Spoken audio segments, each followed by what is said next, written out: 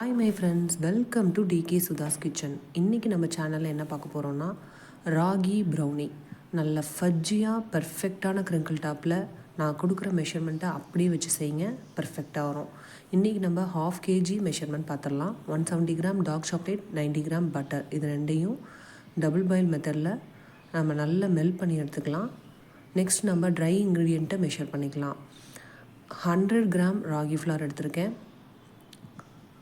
1 or 2 gram extra இருந்தால் ஒன்றும் பிரச்சனை இல்லை, ரொம்ப அதிகமாக தான் போகக்கூடாது.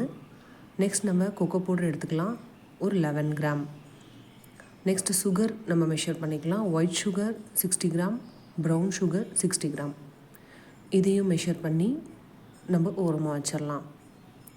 இப்போ நம்ம மெல்ட் பண்ண பட்டரும் சாக்லேட்டும் நல்லா மெல்ட் ஆகிடுச்சு. கொஞ்சம் அடுப்புலேருந்து இறக்குனாலும் தண்ணி சூடாக தான் இருக்கும், ஸோ அந்த சூடே போதும், நல்லா மெல்ட் ஆகிடும். இப்போ நம்ம ஒரு பவுலில் 2 முட்டை எடுத்துருக்கோம்.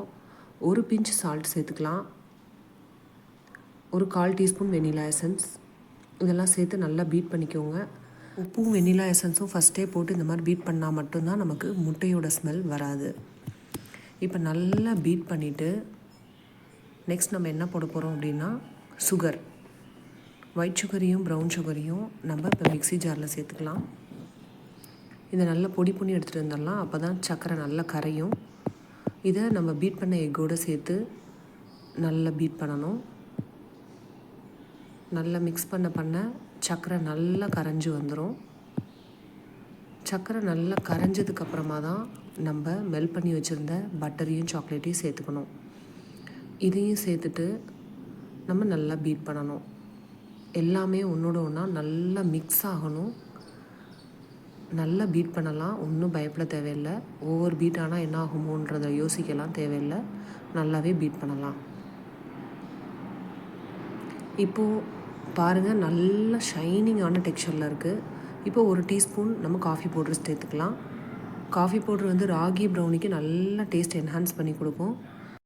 நல்லா பீட் பண்ணிக்கலாம். டெக்ஸ்சர் நல்லா ஷைனிங்கான டெக்ஸ்சரில் இருக்குது. இப்போ நம்ம ராகி ஃப்ளாரையும் கொக்கோ பவுடரையும் மிக்ஸ் பண்ணி வச்சுருந்தோம்ல, அதை நம்ம சல்லடையில் சேர்த்து நல்ல கட்டிகள் இல்லாமல் நல்லா சலிச்சுக்கணும். நம்ம 1/4 டீஸ்பூன் பேக்கிங் பவுடரை சேர்த்துட்டு நல்லா சலித்து எடுத்துக்கலாம். ராகி ப்ரௌனிக்கு பேக்கிங் பவுடர் கண்டிப்பாக போட்டாகணும், அப்போ தான் ப்ரௌனி நல்ல டெக்ஸ்சரில் வரும். லாஸ்ட்டாக நம்ம கட் அண்ட் ஃபோல்ட் மெத்தடில் நல்லா மிக்ஸ் பண்ணி பேட்டர் ரெடி பண்ணிக்கலாம். இந்த டைமில் ஓடிஜியை ப்ரீஹீட் பண்ணிக்கலாம். 180 டிகிரி 10 மினிட்ஸ் ப்ரீஹீட் பண்ணி வச்சுருங்க. பேட்டர் இந்த மாதிரி நல்ல ரிப்பன் கன்சிஸ்டன்சியில் இருக்கணும். இந்த பேட்டரை இப்போ நான் 2 டின்னுக்கு ட்ரான்ஸ்ஃபர் பண்ண போகிறேன். 6 inch டின்னில் 300 கிராமும் 5 inch டின்னில் 200 கிராமும் ட்ரான்ஸ்ஃபர் பண்ணிவிட்டு ஸ்கியூவர் வச்சு ஏர் பபிள்ஸை நல்லா ரிலீஸ் பண்ணிடுங்க. இப்போ நம்ம ப்ரீஹீட் பண்ண ஓடிஜியில் ரெண்டையும் வச்சுட்டு 180 டிகிரி 30 மினிட்ஸ் பேக் பண்ணி எடுத்திங்கன்னா பர்ஃபெக்டான ராகி ப்ரௌனி ரெடி. ஸ்டிக்கில் இந்த மாதிரி குத்தி பார்த்தீங்கன்னா ஒட்டாமல் வரணும். இது இன்றைக்கி எனக்கு வந்த ராகி ப்ரௌனி ஆர்டர், ஸோ அதை நான் வீடியோவாக எடுத்து உங்களுக்கு ஷேர் பண்ணிட்டேன். எல்லாத்தையும் நல்லா நீட்டாக பேக் பண்ணி ரெடி பண்ணிட்டேன்.